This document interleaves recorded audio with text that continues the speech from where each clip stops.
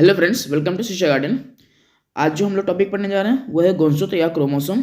ठीक है, इससे पहले हम इंट्रोडक्शन वाला टॉपिक पढ़ चुके हैं, फिर कोशिका पढ़ चुके हैं, सेल। ठीक है, उसके बाद सेल डिवीजन पढ़ चुके हैं, कोशिका विभाजन। आज इस टॉपिक को पढ़ेंगे, गुणसूत्र या क्रोमोसोम क्या होता है उसके बारे में समझेंगे। ठीक है, तो ये एक अनुवांशिक ये पदार्थ है जो क्या करता है, अनुवांशिक गुणों को एक पीढ़ी से दूसरी पीढ़ी में ले जाने में सहायता करता है। पहले समझ लेते हैं कि इसकी खोज किसने की थी। तो इस क्रोमोसोम शब्द का प्रयोग जो है सबसे पहली बार कौन करा, किसके द्वारा किया गया था?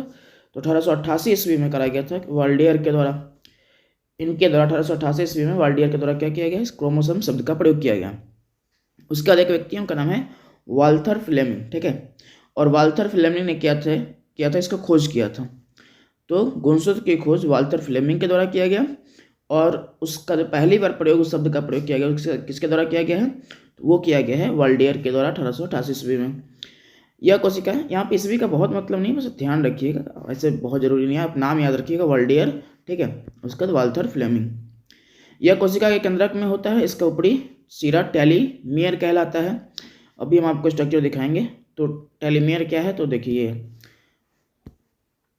टेलीमियर आप जैसे मान चलिए ये स्ट्रक्चर है आपका। ठीक है, ये गुणसूत्र का एक का स्ट्रक्चर है।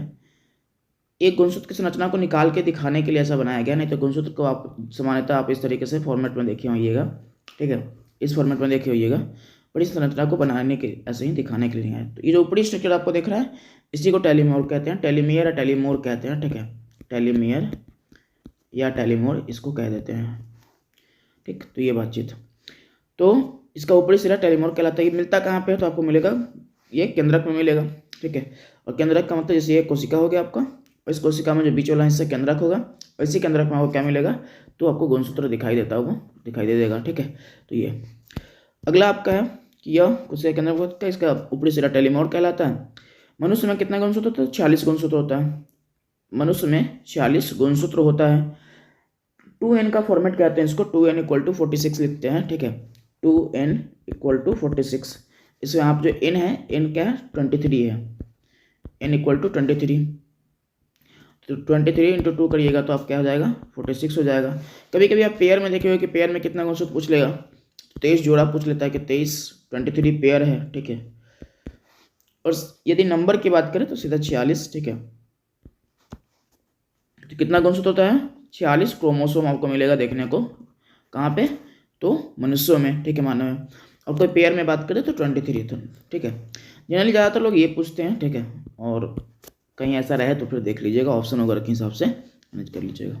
ठीक है, आगे है आपका कि मनुष्य में 40 ये क्रोमोसोम होता है। गुणसूत्र मुख्यतः कहाँ मिलता है? तो गुणसूत्र मुख्यतः डीएनए एवं हिस्टोन प्रोटीन का बना होता है। तो ये डीएनए का बनता है और हिस्टोन प्रोटीन का बनता है। डीएनए के बारे में हम जानते हैं, डीएनए कहाँ मिलता है आपको। ठीक है, ऐसे आपको इसमें पढ़ना है, लेकिन आप पहले पढ़ चुके हैं कि केंद्रक में, फिर और उसी से चूंकि बनता है तो इसलिए गुणसूत्र भी केंद्रक में आपको मिलता हुआ दिखाई देगा। तो केंद्रक में, और उसके बाद माइटोकॉन्ड्रिया में और लवक में ये क्या मिलेगा, डीएनए आपको मिल जाएगा। ठीक है, और हिस्टोन प्रोटीन एक प्रोटीन का फॉर्म है, समझ लीजिए। और इन दोनों के मिलने से क्या बनता है, तो आपको ये गुणसूत्र का निर्माण होता है।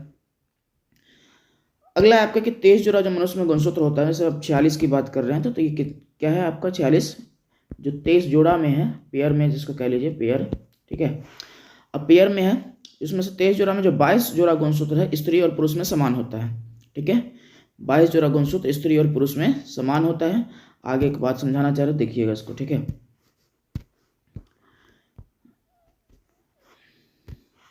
उसके बाद कह रहा है, लेकिन जो 23वां जोड़ा है स्त्री और तथा पुरुष में अलग अलग होता है।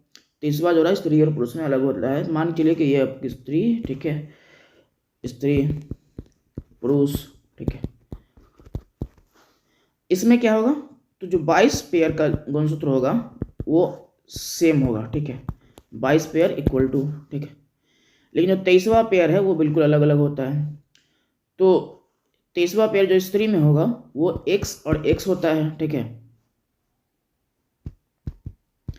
x और x होता है, और जो पुरुष होता है उसमें x और y होता है। ठीक है, पुरुष में x और y होता है, और बाकी दोनों में समान समान मिल जाएगा। ठीक है, बाकी दोनों में क्या मिलेगा, समान समान मिलेगा। और 23वां पेयर में ये अंतर आपको देखने को मिल जाता है, और इसी से क्या होता है, लिंग निर्धारण होता है।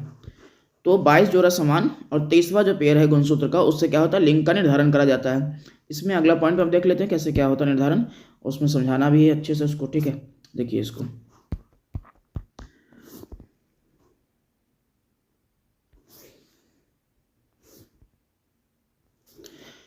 तेईसवां जो गुणसूत्र देख रहे हैं आप,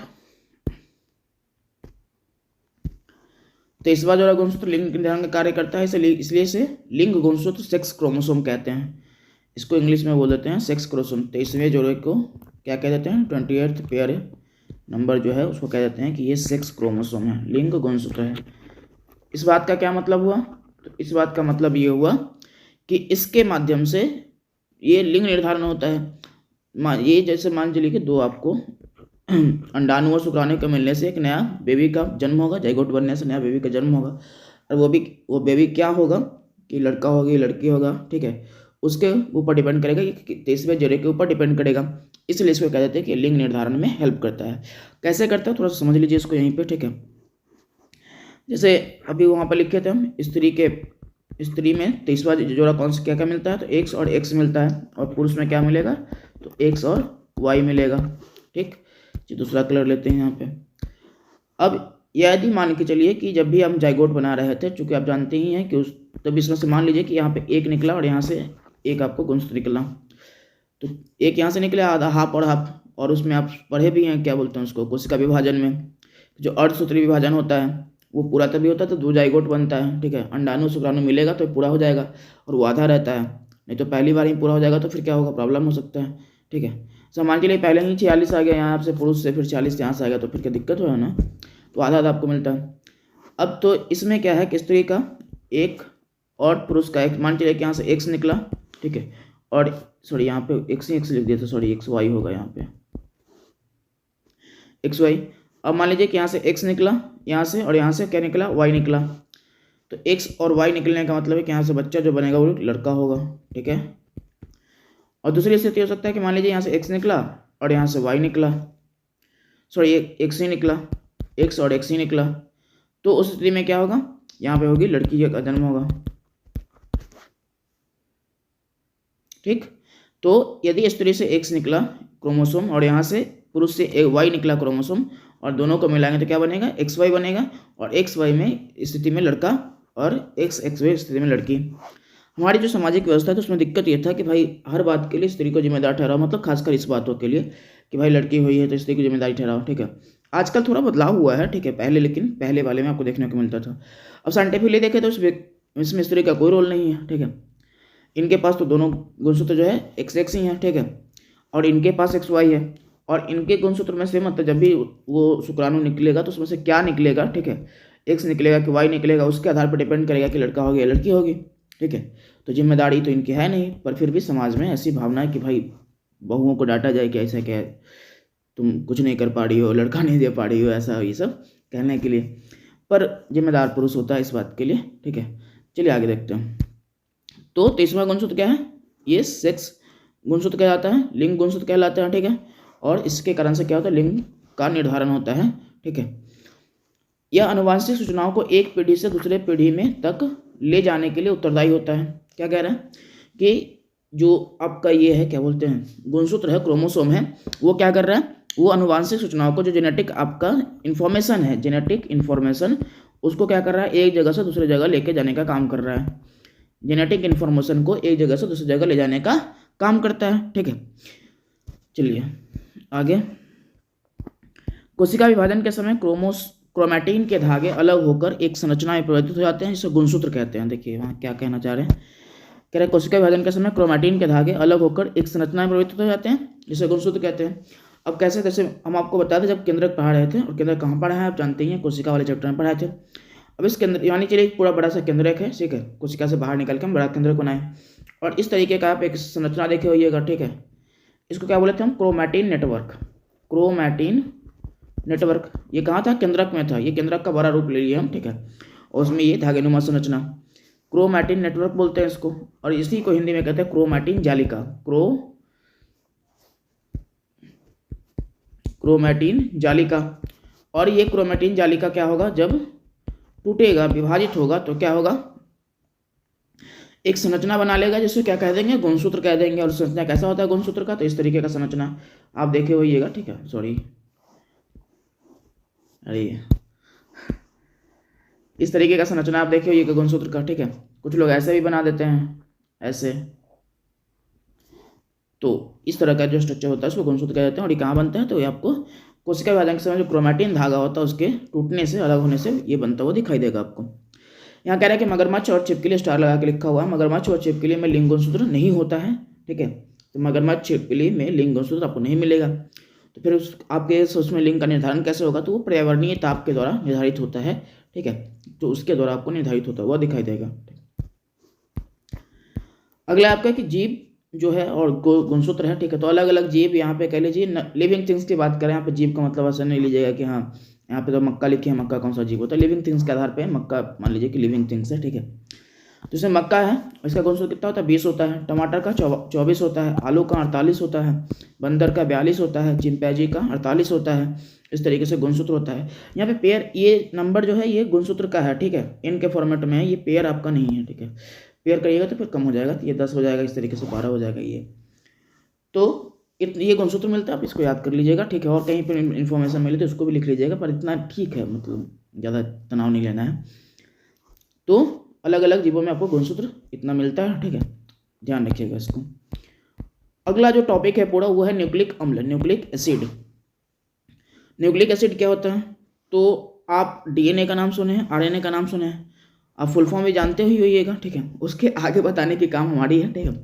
पर डीएनए और आरएनए का फुल फॉर्म जानते ही हैं, ठीक है, कि डीऑक्सीराइबोज न्यूक्लिक अम्ल बोल देते हैं उसको, और एक आपका आरएनए राइबोज न्यूक्लिक अम्ल कहते हैं उसको आप। तो ये जो अम्ल लास्ट में लगा हुआ तो ये कहाँ होता है, तो केंद्रक में आपको देखने को मिलेगा, ठीक है। तो उसी के बारे में हम लोग न्यूक्लिक एसिड के बारे में पढ़ेंगे। उस सबको एक वर्ग में रखते हैं न्यूक्लिक एसिड, और उसका 2 अलग अलग वर्ग होता है जिसको आप डीएनए और आरएनए के नाम से जानते हैं, ठीक है। तो उसका 2 टाइप होता है न्यूक्लिक एसिड का। तो पहला जो टाइप है ये मतलब चैप्टर समझ लीजिए या कुछ भी कह हेडिंग कह लीजिए, ये क्या है, न्यूक्लिक अम्ल है, ठीक है, न्यूक्लिक अम्ल। और न्यूक्लिक अम्ल में जो पहला ये पॉइंट आपका देख रहा है कि वैज्ञानिक फ्रेडरिक मिसर ने, मिसर है यहाँ पे लिखा हुआ, वैज्ञानिक फ्रेडरिक मिसर ने 1869 ईस्वी में केंद्रक से न्यूक्लिक एसिड को अलग किया था, और इसका नाम इन्होंने क्या दिया था, तो न्यूक्लिन दिया था नाम। तो ये एक व्यक्ति हैं फ्रेडरिक मिसर, और इन्होंने क्या किया 1869 ईस्वी में केंद्रक से, केंद्रक जानते हैं कि कोशिका के अंदर में जो संरचना है वो, केंद्रक से क्या किया, तो न्यूक्लिक एसिड को अलग किया था, उसका नाम दिया था न्यूक्लिन। अब ये कितने प्रकार का होता है, तो ये 2 प्रकार का होता है, एक हो गया आपका डीएनए और एक हो गया आपका आरएनए। एक डीएनए और एक आरएनए, उसको बोलते हैं डीऑक्सीराइबोज न्यूक्लिक एसिड, ठीक है। यहाँ पे LEIC लिखा हुआ न्यूक्लिक एसिड, और ये है राइबोज न्यूक्लिक एसिड। 2 प्रकार का हो गया। आप इसको हिंदी में भी लिख सकते हैं यहाँ पे, ठीक है। यदि आपको फुल फॉर्म इस तरह से नहीं लिखना तो आप हिंदी में लिख सकते हैं, डीऑक्सीराइबोज न्यूक्लिक अम्ल, ठीक है। और ये हो जाए राइबो न्यूक्लिक अम्ल, ठीक। चलिए, तो ये उसके बाद है कि अब न्यूक्लिक अम्ल बनता कैसे, उसका संरचना क्या क्या होता है, किन किन पदार्थों से मिलकर बना होता है, ठीक है। तो उसके बारे में न्यूक्लिक अम्ल का जो रासायनिक संरचना है वो क्या क्या है, तो उसमें देखिए, तो इसमें मिलेगा क्या क्या आपको, एक मिल जाएगा आपको कार्बन, एक आपको मिलेगा कार्बन, उसके बाद hydrogen, oxygen, nitrogen, phosphorus and और उसके अलावा जो भी कुछ भी इत्यादि पाए जाते हैं। इसमें आपको कार्बन, हाइड्रोजन, ऑक्सीजन, फॉस्फोरस और नाइट्रोजन इत्यादि पाया जाता है, किसमें, न्यूक्लिक अम्ल में, ठीक है। अब न्यूक्लिक अम्ल जो है वो अनेक न्यूक्लियोटाइड से बना होता है, ठीक है, जो निम्न यौगिकों से बना है। तो कहने का मतलब ये है कि जो न्यूक्लिक अम्ल है वो न्यूक्लियोटाइड से बना है, किससे बना है, न्यूक्लियोटाइड से। और न्यूक्लियोटाइड किससे मिलकर बना है, तो इन सब चीज़ों से मिलकर बना है जो आपको नीचे लिखा हुआ है, ठीक। तो न्यूक्लिक अम्ल अनेक न्यूक्लियोटाइड से बना है, तो इसको आप पॉली न्यूक्लियोटाइड भी कह सकते हैं, अनेक के लिए कि पॉली न्यूक्लियोटाइड।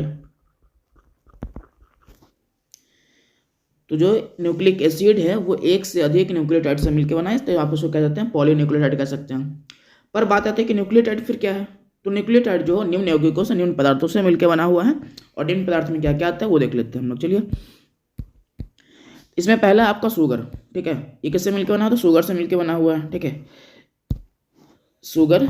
उसके बाद मिलकर बना हुआ फॉस्फेट, उसके बाद मिलकर बना हुआ नाइट्रोजनस, ठीक है। शुगर वही जो हम लोग यूज़ करते हैं, लेकिन हम लोग अलग अलग शुगर का दूसरा फॉर्म यूज़ करते हैं, ठीक है। तो यहाँ पे भी कोई और फॉर्म हो सकता है। ज़्यादा आपको तनाव नहीं लेना है किसी भी चीज़ों में, सिर्फ बात को समझना है, क्योंकि आप ये नीट की तैयारी नहीं कर रहे कि आप बहुत ज़्यादा डीप जाएंगे पढ़ने के लिए, ठीक है। आप कॉम्पिटिटिव एग्जाम की तैयारी कर रहे हैं, और किसी भी कॉम्पिटिटिव एग्जामों के लिए जब साइंस वगैरह का सेगमेंट रखा जाता है तो उसमें ये मान के रखा जाता है कि थोड़ा ऊपर ऊपर से बात की जाए। क्यों? क्योंकि यहाँ पे आर्ट्स बैकग्राउंड का भी बच्चा आएगा, कॉमर्स बैकग्राउंड का भी बच्चा आएगा, अब सबको समझाना है। वैसा तो है नहीं कि उसको डॉक्टर बनाना है, तो उसको ये है कि भाई थोड़ी बहुत तुम्हारे पास समझ हो किसी भी सब्जेक्ट का, मतलब खासकर साइंस की दुनिया में तो ऐसा होता ही है कि इतनी समझ हो ताकि अब तुम बस एग्जाम पास कर जाओ। अब कोई आर्ट्स का बच्चा होगा उसको भी साइंस समझना है, आप डीप पढ़ा देंगे तो फिर क्या होगा उसका समझिए आप। तो आपको मोटा मोटी बात समझना है कि क्या क्या से मिलकर बना है, कुछ पदार्थ आपको ये सब याद करना होता है, सभी बताते हैं क्या है।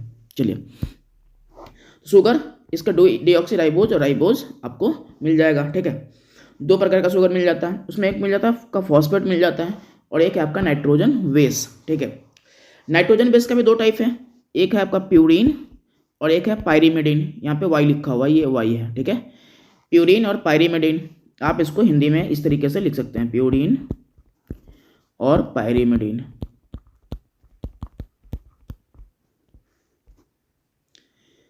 तो sugar, phosphate, nitrogen base, sugar दो अलग अलग चीज़ से मिलकर बना है, deoxyribose and ribose. Phosphate single है आपका, उसमें कुछ टाइप वगैरह नहीं है। नाइट्रोजन बेस ये दो से मिलकर बना होता है, एक को बोलते हैं प्यूरिन, एक को बोलते हैं पायरीमिडीन, ठीक है। प्यूरिन के दो अलग अलग वर्ग होते हैं, दो, इसमें प्यूरिन में दो अलग अलग टाइप पाया जाता है। एक को बोलते हैं एडेनिन, यहाँ पे शॉर्ट में ऐसे ए लिखिएगा जरूर, ठीक है, क्योंकि बाद में इसका आपको मतलब समझ में आएगा अभी। एक होता है गुआनिन, इसको जी से नोट करते हैं। एक है आपका थाइमिन और एक होता है यूरेसिल, यहाँ पे यू लिखा हुआ है, ये क्या लिखा हुआ है, यू लिखा हुआ है, यू, यूरेसिल। और यूरेसिल के लिए यू का प्रयोग करते हैं। तो इस तरीके से आपको क्या मिल जाएगा, एक यहाँ पे साइटोसिन भी है, ठीक है। प्यूरिन में दो, एडेनिन, गुआनिन, और आपको यहाँ पे मिल जाएगा किसमें, पायरीमिडीन में आपको तीन मिल जाएगा। और तीन कौन कौन सा, तो एक मिल जाएगा आपको थाइमिन, साइटोसिन एंड यूरेसिल। तो तीन आपको अलग अलग वर्ग मिल जाता है, थाइमिन को टी से, यूरेसिल को यू से, साइटोसिन को सी से डिनोट करते हैं। ध्यान सुनिएगा, न्यूक्लियोटाइड किसी मिलकर बना हुआ है, तो एक मिलकर बना हुआ है शुगर, शुगर के दो फॉर्म होते हैं, डीऑक्सीराइबोज और राइबोज। राइबोज वाला जो फॉर्म दिख रहा है आपको, ये मिलेगा आपको आरएनए में, ये मिलेगा डीएनए में, ठीक है। फॉस्फेट हो गया एक, और एक हो गया नाइट्रोजन बेस। नाइट्रोजन बेस के अंतर्गत भी दो अलग अलग वर्ग होता है, एक को बोलते हैं प्यूरिन, एक को बोलते हैं पायरीमिडीन, ठीक है। प्यूरिन में दो टाइप, इसका एडेनिन होता है, गुआनिन होता है। नाइट्रोजन बेस का मतलब नाइट्रोजन क्षार समझ लीजिए, इसका बेस के यहाँ पे हिंदी होता है क्षार, ठीक है, क्षार होता है। एडेनिन, गुआनिन, और जो पायरीमिडीन है उसमें थाइमिन, साइटोसिन एंड यूरेसिल तीन आपको मिलता है, ठीक है। ये सब क्या है, नाइट्रोजन के बेस है, और ये सब पेयर बनाएंगे अभी जब आपको ये डीएनए बनता हुआ दिखाई देगा तब, ठीक है। जब हम न्यूक्लियोटाइड की बात करें थे तो न्यूक्लियोटाइड में क्या मिल रहा है हमको, शुगर मिल रहा है, फॉस्फेट मिल रहा है, नाइट्रोजन बेस मिल रहा है। लेकिन न्यूक्लियोटाइड से पहले का एक चरण होता है, उसको बोलते हैं न्यूक्लियोसाइड, ठीक है। न्यूक्लियोटाइड से पहले का एक चरण होता है, मतलब उससे पहले उसका निर्माण होता है, उसके बाद उसमें फॉस्फेट मिलता है तो न्यूक्लियोटाइड का निर्माण होता है। तो न्यूक्लियोटाइड से पहले का जो चरण है उसको क्या बोलेंगे कि वो शुगर और नाइट्रोजन बेस से मिलकर बना है। न्यूक्लियोटाइड से पहले के चरण में निर्माण होता है एक पदार्थ का, इसको बोलते हैं न्यूक्लियोसाइड। और न्यूक्लियोसाइड किससे मिलकर बना होता है, तो शुगर प्लस नाइट्रोजन बेस से मिलकर बना होता है। और शुगर प्लस नाइट्रोजन बेस में यदि हम किसको ऐड कर देते हैं, फॉस्फेट को ऐड कर देंगे तो ये क्या बन जाता है, न्यूक्लियोटाइड बन जाता है, ठीक है, ध्यान रखिएगा। और अंततः इसी न्यूक्लियोटाइड से बहुत सारा न्यूक्लियोटाइड मिलकर क्या बनाता है, डीएनए का निर्माण कर लेता है, ठीक है। तो एक से अधिक आपको न्यूक्लियोटाइड मिलकर क्या कर लेगा, डीएनए का निर्माण कर लेगा, आरएनए का निर्माण कर लेगा, ठीक है। न्यूक्लिक अम्ल का निर्माण कर लेता है, इतना समझिए, ठीक है। चलिए, अब यहाँ पे वही बात लिखा हुआ कि न्यूक्लियोटाइड किससे मिलकर बना है, तो न्यूक्लियोसाइड प्लस फॉस्फेट से मिलकर बना है। और न्यूक्लियोसाइड में फिर क्या आता है, तो न्यूक्लियोसाइड में शुगर आता है, नाइट्रोजन बेस आता है। तो आप क्या कर सकते हैं, न्यूक्लियोटाइड को अलग से लिखने के लिए आप ये लिखिए, ये लिखिए, ये लिखिए, नहीं तो न्यूक्लियोसाइड और न्यूक्लियोसाइड बनता है तो शुगर प्लस नाइट्रोजन से, और न्यूक्लियोसाइड में ही आप क्या मिला दीजिएगा, फॉस्फेट मिला दीजिएगा, तो क्या बन जाएगा आपका न्यूक्लियोटाइड बन जाएगा। और एक से अधिक न्यूक्लियोटाइड मिलकर क्या बनाता है, न्यूक्लिक एसिड बना लेते हैं, ठीक है। चलिए, तो उम्मीद करते हैं आप समझ गए होंगे। एक चीज़ और यहाँ ध्यान रखिएगा, ये भी आएगा, इसके बारे में चर्चा होगा। तो नाइट्रोजन बेस में हमेशा ध्यान रखिएगा, ये कभी कभी सवाल पूछते हैं कि एडेनिन का किसके साथ ये मिश्रण, ये यौगिक बनेगा, ठीक है। तो अभी आगे बात करेंगे किसके साथ बनेगा, ठीक है। एडेनिन और थाइमिन बनता है, गुआनिन और साइटोसिन बनता है, फिर यूरेसिल का प्रयोग कहाँ होता है, सबकी बात करेंगे हम, ठीक है। तो इसको याद रखना है, नाइट्रोजन बेस में प्यूरिन और पायरीमिडीन, प्यूरिन में आपको 2 क्षार मिल जाएगा ना, एडेनिन और गुआनिन, और पायरिमिडिन में आपको थायमीन, साइटोसिन और यूरेसिल मिल जाता है। ठीक है, चलिए आगे देखते हैं। पहला डीएनए को पढ़ ले तो उसका आरएनए पढ़ लेंगे। डीएनए में क्या है, तो डीएनए का फुल फॉर्म आप जान रहे हैं, डीऑक्सीराइबोज न्यूक्लिक अम्ल। ठीक है, एसिड बोल देते हैं। आप इसका हिंदी रूपांतर भी लिख सकते हैं, जो पहले हम लिख के दिखा चुके हैं आपको। क्या, तो यह एक न्यूक्लिक एसिड है। न्यूक्लिक एसिड मतलब जो केंद्रक में आपको अम्ल मिलता है उसकी बात कर रहे हैं, जो केंद्रक में पाया जाता है। इसका कुछ मात्रा माइटोकॉन्ड्रिया व हरित लवक में भी मिलता है। ये बात पहले कर चुके हैं हम लोग भी कोशिका वाले चैप्टर में, यहाँ पे भी देख लीजिए। ठीक है, यह कोशिका के केंद्रक में धागे के रूप में पाया जाता है। ठीक है, कैसे मिलेगा, तो धागे के रूप में मिलेगा आपको। यह प्रोटीन के साथ मिलकर गुणसूत्र की रचना करता है। ठीक है, तो ये जो इस तरीके से क्या है, ये एक आपका मान लीजिए डीएनए हो गया, और डीएनए ही आगे चल के क्या करेगा, गुणसूत्र का निर्माण कर लेगा। ठीक है, तो प्रोटीन के साथ मिलकर गुणसूत्र का निर्माण कर लेता है। तो ये बात। अगला है कि यह अनुवांशिक पदार्थ है जो लक्षणों या गुणों को एक पीढ़ी से दूसरी पीढ़ी में पहुंचाने का काम करता है। अनुवांशिक पदार्थ मतलब वैसा पदार्थ जो क्या कर रहा हो, जेनेटिक जो है जेनेटिक इन्फॉर्मेशन है, जेनेटिक इन्फॉर्मेशन को क्या कर रहा हो, ट्रांसफर करने का काम कर रहा हो। तो जो पदार्थ क्या करेगा, जेनेटिक इन्फॉर्मेशन को ट्रांसफर करेगा, ट्रांसपोर्ट करेगा। ठीक है, उस पदार्थ को कहेंगे हम अनुवांशिक पदार्थ या जेनेटिक मटेरियल कह देंगे। जो क्या करता है, लक्षणों या गुणों को एक पीढ़ी से दूसरी पीढ़ी में पहुंचाने का कार्य करता है। ठीक है, आप लोग देखते हो कि बच्चे के जब कोई बच्चा जन्म लेता है तो 1-2 साल बाद उसको लोग ऐसे ही 1-2 साल बाद क्या, फिर पहले भी लोग कहने लगते हैं कि देखो ये पापा पे गया है, मम्मी पे गया है। तो बेसिकली वो क्या है कि उनका जेनेटिक मटेरियल उसके अंदर ट्रांसफर हुआ है, तो इसके कारण से क्या है, उस तरह से वो दिखता है। ठीक है, जैसे जैसे ग्रो करेगा तो जैसे उसके पापा जिस एज में दिख रहे हैं उस तरीके से वो भी दिखने को दिखते लगेगा आपको। ठीक है, तो बेसिकली क्या, उसका जेनेटिक मटेरियल उस तरीके से ट्रांसफर हुआ है उसके पापा से उसमें। ठीक है, तो यहाँ पे वही बात लिखा हुआ है, गुणों को एक पीढ़ी से दूसरी पीढ़ी में पहुँचाने का कार्य करता है। ठीक है, तो यह अनुवांशिक पदार्थ है जो लक्षणों या गुणों को एक पीढ़ी से दूसरी पीढ़ी में पहुंचाने का काम करता है। अगला आपको कि जेडी वॉटसन एवं क्रिक ने 1953 में डीएनए के द्विकुंडलित मॉडल दिया था। द्विकुंडलित मॉडल इंग्लिश में बोलते हैं डबल हेलिक्स मॉडल। ठीक है, डबल हेलिक्स मॉडल का मतलब क्या है, तो ये जो आप स्ट्रक्चर देख रहे हैं नीचे बना हुआ, यही स्ट्रक्चर को क्या बोलते हैं, द्विकुंडलित मॉडल कह देते हैं। ये जो स्ट्रक्चर आपका है इस तरीके से आप बनाएंगे। ठीक है, तो ये जो स्ट्रक्चर दिख रहा है आपको, ये क्या है, डबल हेलिक्स स्ट्रक्चर है। ठीक है, डबल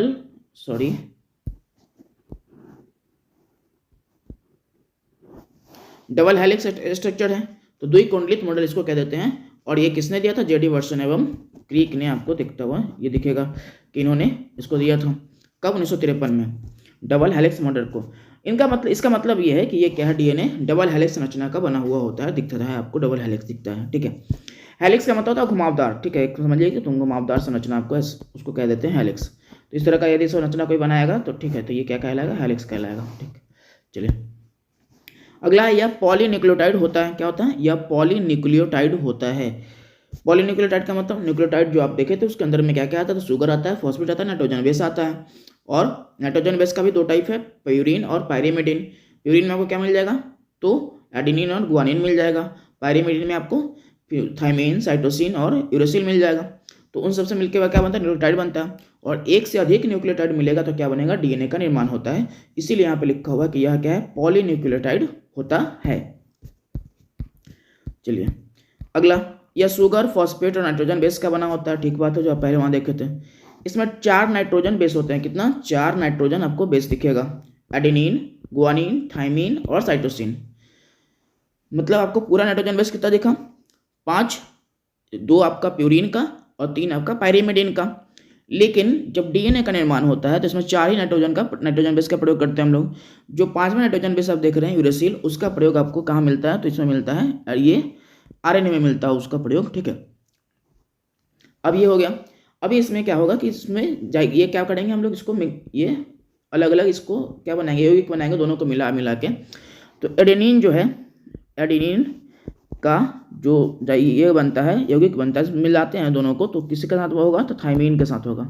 तो एडेनिन थायमीन के साथ मिलता है, और जो गुआनिन है वो साइटोसिन के साथ मिलता है। गुआनिन साइटोसिन के साथ मिलता है। ठीक, एडेनिन थायमीन के साथ और गुआनिन साइटोसिन के साथ मिलेगा। चलिए आगे देख लेते हैं। इसमें एडेनिन का थायमिन के साथ तथा ग्वानिन का साइटोसिन के साथ युग्मन होता है, ठीक है। ए और जी यहाँ पे क्यों लिखा हुआ है, तो ए कहाँ मिलता है, तो ए मिलता है प्यूरिन का टाइप है ए और जी। एडेनिन और ग्वानिन प्यूरिन का है तो यहाँ पे एक साथ लिख दिए, और थायमिन और यहाँ पे साइटोसिन का प्रयोग हो रहा है, ये किसका है, तो पायरिमिडिन का है। ए का इस तरह से आप अभिक्रिया करवा दिए, जी का इसके साथ करवा दिए, दोनों मिक्स हो गया, ठीक है, दोनों पेयर बना लिया। तो ए टी के साथ और जी किसके साथ, तो सी के साथ बना रहा है, ठीक है, इस तरीके से। अब यहाँ पे ये तीन जो आप लाइन देख रहे हैं, 3 हाइड्रोजन बॉन्ड है, ठीक है। तो 3 हाइड्रोजन बॉन्ड किसके किसके बीच है, तो आपको ग्वानिन और साइटोसिन के साथ 3 हाइड्रोजन बॉन्ड होता है, ठीक है, इस तरीके से। और एडेनिन और थायमिन के साथ 2 हाइड्रोजन बॉन्ड होता है। इसके बारे में डिटेल आपको ये केमिस्ट्री में पढ़ना होता है। बस यहाँ पे सिर्फ ध्यान रखिए कि इसके साथ 2 पेयर आपको हाइड्रोजन बॉन्ड का मिलेगा, यहाँ पे 3 पेयर मिल जाएगा हाइड्रोजन बॉन्ड का, 3 मिल जाएगा, पेयर नहीं, सॉरी 3 मिल जाएगा हाइड्रोजन बॉन्ड का, ठीक है। और उसी के बेस पे यहाँ पे अरेंजमेंट होता है, इसलिए ऐसा दिखाया भी गया जानबूझ के कि यहाँ पे अरेंजमेंट आपको देखने को मिलेगा। जैसे 2 है यहाँ पे, तो ए और टी देख रहे हैं यहाँ पे, ठीक है। अरेंजमेंट इसका देख लीजिए। तो जो आप नाइट्रोजन बेस की बात कर रहे हैं, तो नाइट्रोजन बेस कहाँ मिलेगा, तो जो ये स्ट्रक्चर आप देख रहे हैं इस तरीके का, हम इसको फिर से बना के दिखा दें ताकि आपको आइडिया लगे खुद से, ठीक है। देखिए ये स्ट्रक्चर ऐसे बनाना है, थोड़ा सा बड़ा लेंगे तो ज़्यादा बेहतर रहेगा। आप चूँकि हमारे पास छोटा जगह पड़ जाता है इसलिए हम कम ले रहे हैं, आप बड़ा लीजिएगा, ज़्यादा अच्छा रहेगा आपके लिए। ये आपका स्ट्रक्चर हो गया फॉर्म, ठीक। सॉरी हमको भी बड़ा लेना पड़ेगा, एक बार इसको मिटाते हैं, रुकिए।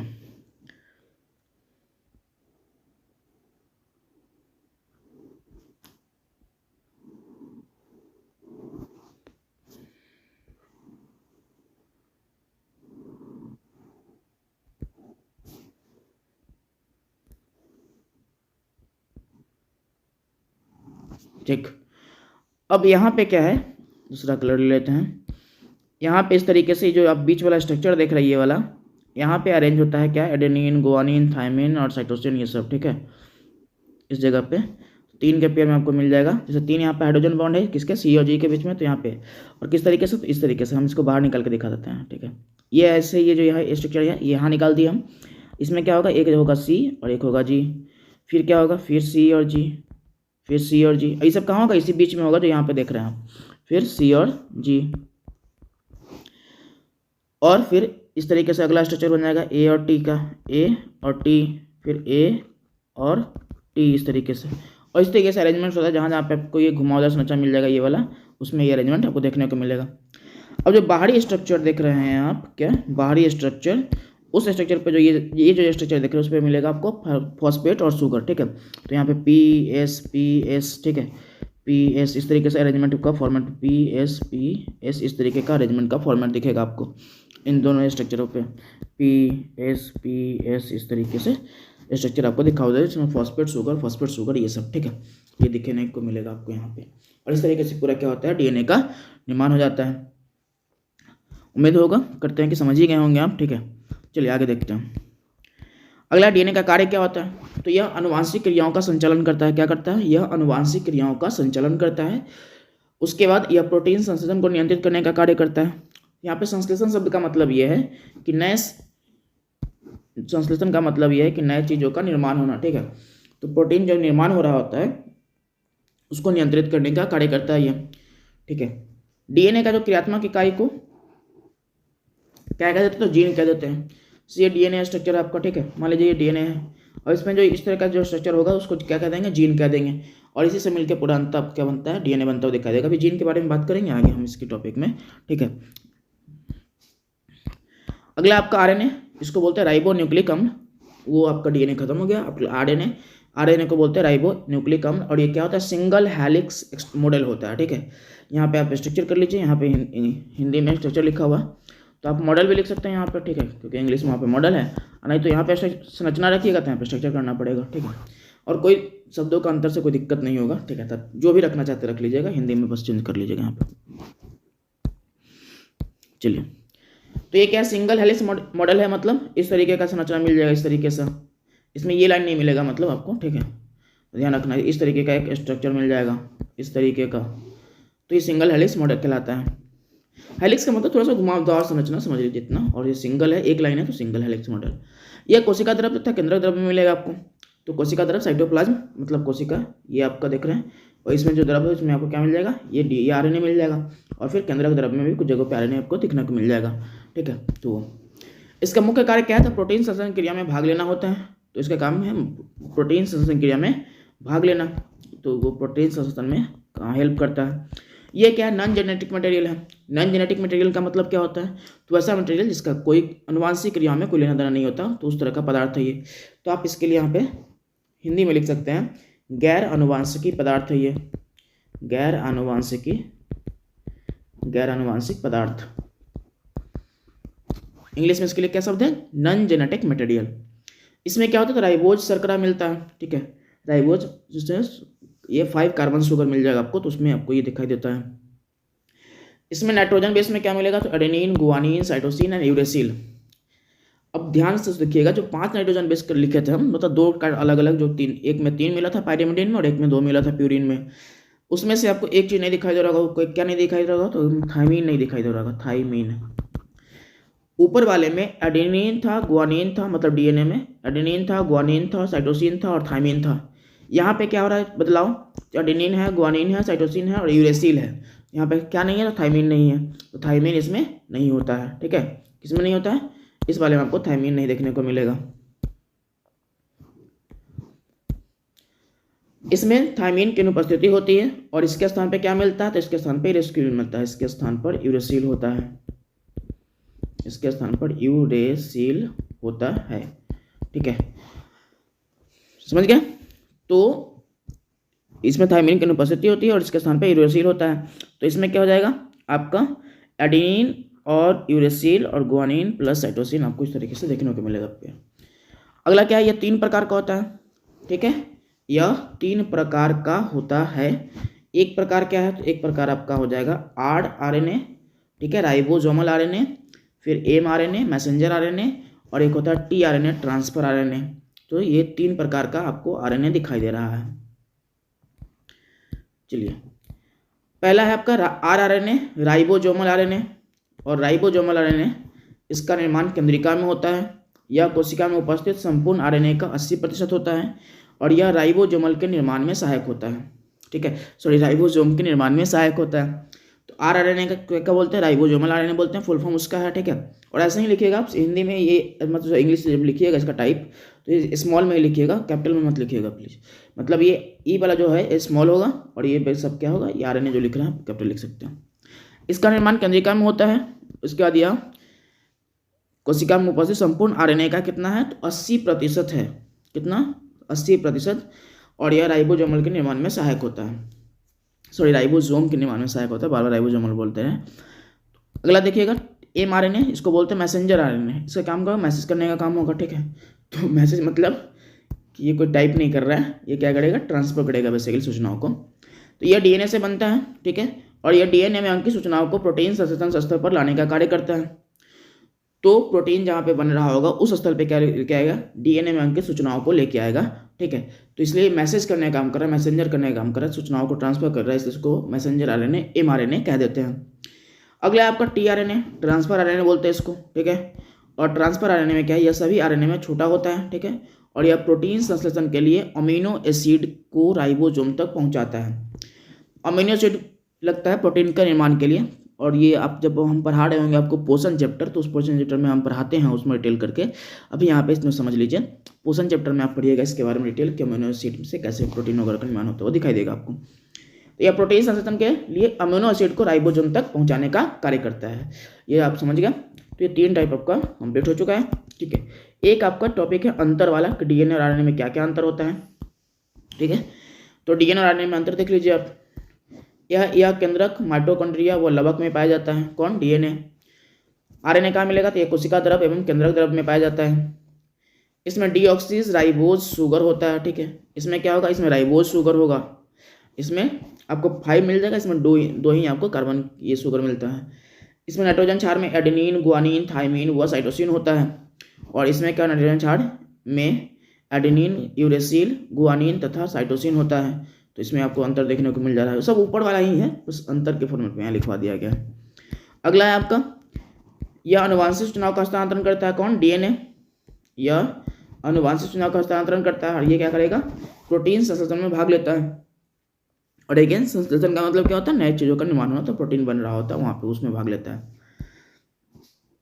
अगला जो बात है आपका कि ये क्या है, तो सेंट्रल डॉगमा एक ये होता है, डॉगीमा नहीं लिखना है, सॉरी गलत लिखा हुआ है यहाँ पे, ध्यान रखिएगा, डॉगमा होता है, यहाँ पे आई नहीं होगा, सेंट्रल डॉगमा। और सेंट्रल डॉगमा को केंद्रीय हठधर्मिता कह देते हैं, केंद्रीय हठधर्मिता कह देते हैं, कहीं पे लिखा रहता है। अब इसमें क्या हो रहा है कि इस प्रोसेस में सबसे पहले तो इसको खोज कौन किया था, तो फ्रांसिस क्रिक नामक जो व्यक्ति थे उन्होंने इस सिद्धांत को दिया था, कब 1958 में, और इन्होंने इस सिद्धांत को द्वारा दिया था। इसमें क्या है, तो डीएनए के रेप्लिकेशन से क्या बनेगा, आपको आरएनए बनता हुआ दिखाई देगा।